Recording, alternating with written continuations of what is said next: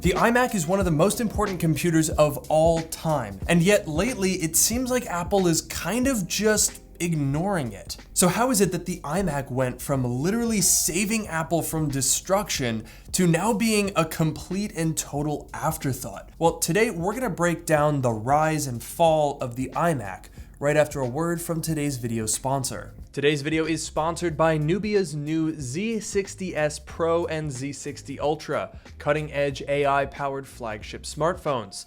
The Z60s Pro integrates NeoVision AI Photography System 2.0, which blends custom 35mm optics with a 50-megapixel Sony 9 series sensor, capturing detailed, vibrant images at 5 focal lengths for maximum versatility. With powerful AI tools like Magic Eraser, AI Sky, and AI Blur, take advantage of your full creative versatility. And the Z60 Ultra takes things up a notch with a Snapdragon 8 Gen 3 leading version with its super powerful AI engine and a massive 6000 mAh silicon carbon anode battery, and the camera system is upgraded with triple optically stabilized camera units offering an 18mm ultra wide, 35mm main lens, and 85mm telephoto lens, all of which are enhanced thanks to AI flash capture and AI ultra clear picture quality. To learn more about Nubia's flagship phones, check out the link in the description below, and now let's get back to the video.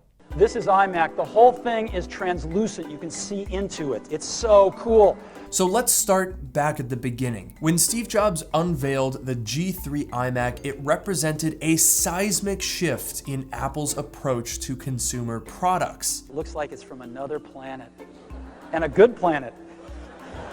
See, the 90s had been a complete and utter disaster. Apple's lineup was a confusing jumble of numbered computers that made no sense to anybody. Here's a quick review of the Power Macintosh product line. The Power Macintosh 6166, the 6166 DOS compatible, the 7100 series offers a faster processor, and the 7180AV adds advanced video capability. The 8100-100, 8100-100AV, 8100-110, and the fastest personal computer on the market.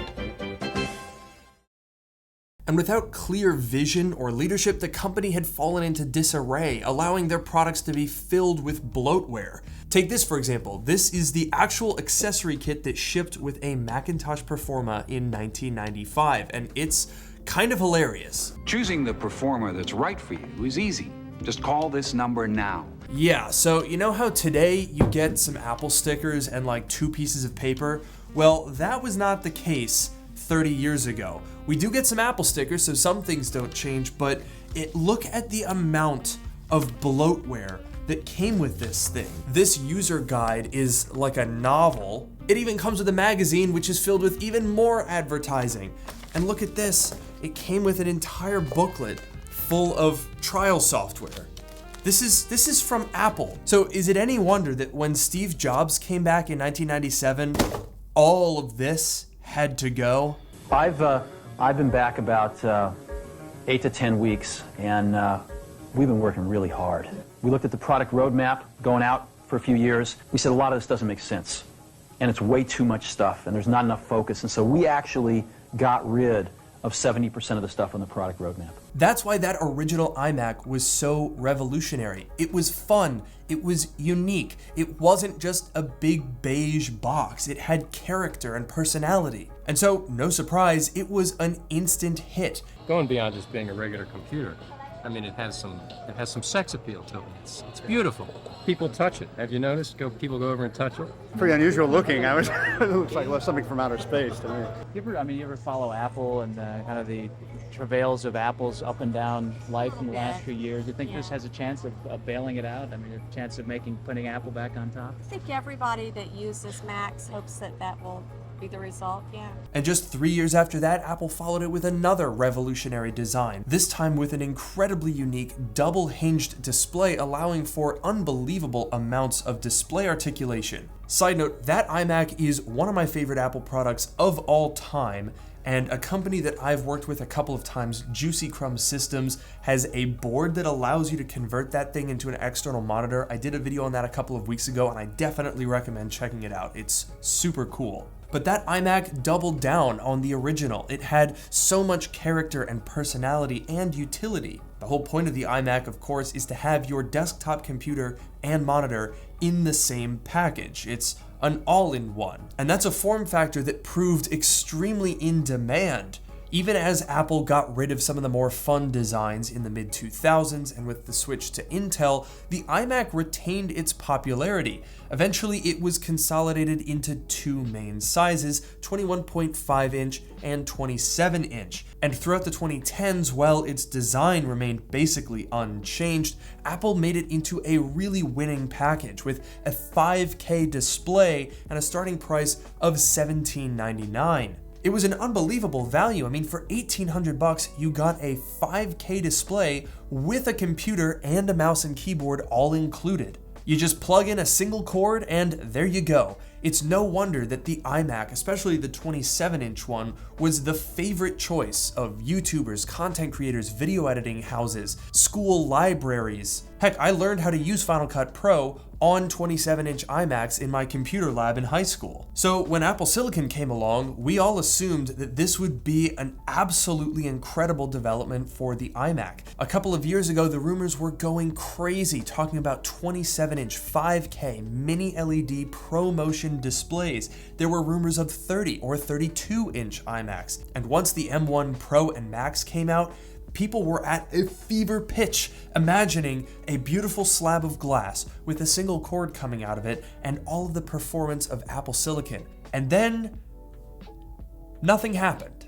We've been waiting 3 years, but in November of 2023, Apple announced there's no plans on making a larger iMac. There's been a couple of rumors here or there about a potential future iMac Pro, but with no concrete information or release date, this seems hypothetical at best. So what the heck is going on here? Why did Apple abandon its golden boy? Well, it's no secret that Mac sales are driven largely by the MacBook. The MacBook Air and MacBook Pro make up the vast majority of Apple's Mac sales, but that's been true for a number of years now, and that hasn't stopped them from continuing to update the iMac, even redesigning it for the M1 and M3 iMacs. And heck, I think that the current 24-inch iMac is a really good value because again, you get a 4.5K display, an entire computer and a mouse and keyboard, plus a really cool and unique design, all for $1,300. But the problem is, while an all-in-one is convenient and makes for a very clean setup, it doesn't make upgrading super duper easy. It's an ongoing debate. Should you pick the all-in-one that has a minimal and clean setup, or should you mix and match, buying a Mac Mini and then a display that could be larger, or an ultra-wide, or have a higher refresh rate, something that Apple doesn't offer at the moment? And the thing is, Apple seems to be on board with this scenario. In 2022, when they announced the Mac Studio, they also announced the Studio Display. The argument here being, if you want a 27-inch iMac, there you go. But the problem is, the Studio Display is only $200 than the old iMac used to be, with a whole computer and a mouse and keyboard included. Now you just get that display panel, the same one that was on that iMac, by the way. So the Studio Display has always struck me as a bit of a weird product, and not least because of the fact that it's running the A11 Bionic chip internally.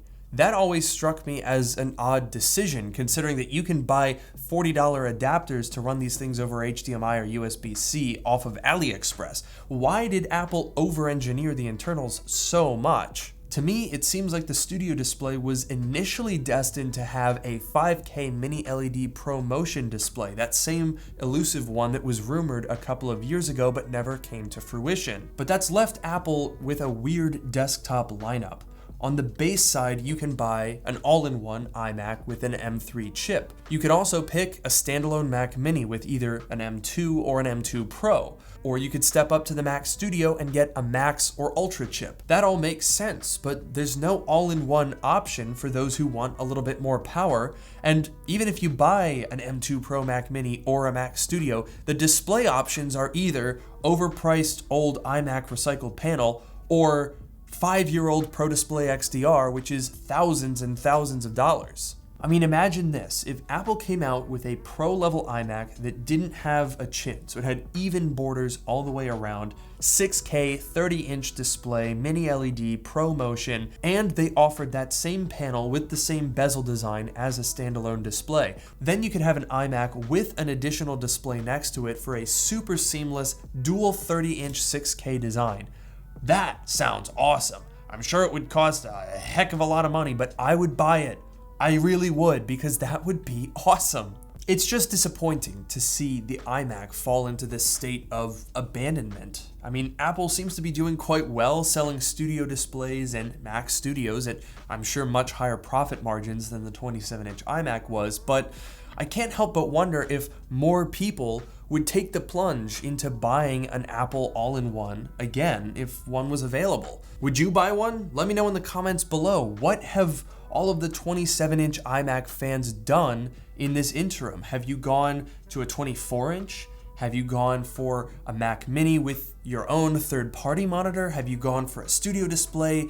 There's so many different options, but none of them are as perfectly encapsulated as the 27-inch iMac was. Or I guess I should say the larger sized and more professional iMacs like the iMac Pro, because I don't necessarily want a 27-inch. I think maybe a 30 would make a little bit more sense in the modern day and age, but still, give us something to work with here, Apple, come on. So it's likely a mix of consumer spending, trends, R&D budgets, demand for desktops in general and all-in-ones more specifically, and the realities of Apple Silicon, but it seems like Apple doesn't have any plans to give us a larger iMac. In the meantime, we're all just gonna have to band together in sadness and wistfulness at what we used to have, but no longer do. Like, comment, and subscribe. I'll see you guys in the next one.